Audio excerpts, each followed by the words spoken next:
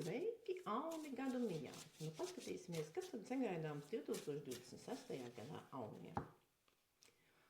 Auniem šis solās būt tiešām enerģisks, aktīvs, spēcīgs, gan fiziski spēcīgs, gan morāli spēcīgs gads, kurā ir iespēja sasniegt tieši to, ko jūs vēlaties, panākt saviem spēkiem, panākt arī iesaisti no apkārtējiem cilvēkiem. Turklāt jums nav tā kā jādemonstrē savus pārākumus, vai lepnums, vai ietekme.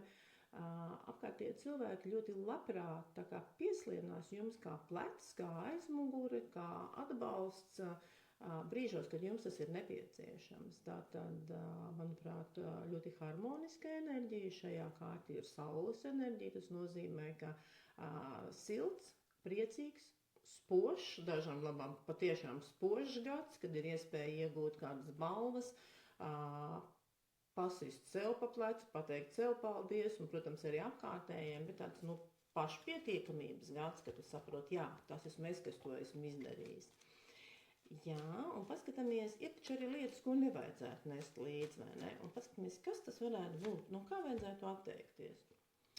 Atteikties no savām robežām, no uzstādījumiem, no tās kastītes, es gribētu teikt, kas ir katram mūsu mazliet vairāk vai mazāk ir, un tas, ka liekas, to es varu, un tur tālāk nē, tur es nedarīšu. Ja? Tad atteikties no ierobežojumiem, jums nākamais gads tiek piešķirts bonusu enerģija, jūs varat darīt daudzas lietas, kas jūs ārkārtīgi pārsteigs, jūs nezinājat, ka jūs tādas lietas darat, un šajā kārtī ir svētku un svinēšanas sajūta un māju sajūta. Tas nozīmē, lai svētki un mājas nav tā bremze, kas jūs velk atpakaļ. Mājinieki jūs gaida un gaidīs vienmēr un priecāsies par jūsu atnākšanu, bet viņi priecāsies arī par jūsu panākumiem. Lūk, un tagad to, ko būtu vērts attīstīt. Ko būtu vērts attīstīt? Būtu vērts attīstīt tādu prasmi, kā pasēdēt un saprast pareizo virzienu. Auni mani sapratīs, jo aunam jau ir pamatprincips aizskriešu, izdarīšu, ieskriešu ar pieru sienā, ja nesanāks, ieskriešu vēl vienreiz. Un šeit šī kvalitāte ir tieši uzķerta.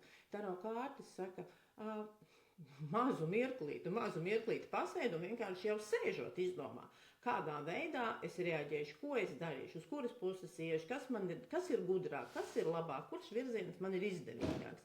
Ja, tā kā mācīties pacietību, mācīties izlemt, pirms skriet, pirms izdara pirmo soli, tu vienkārši apstājies, ievelc 3 mierīgas elpas un domā, kas man tagad, kā es labāk jutīšos. Ja? Tā kā man pat ļoti atbilstoši aunam iemācīties vienu mazu lietiņu, apstāties pirms reaģēt, apstāties pirms uzsākt reakciju jebkādu.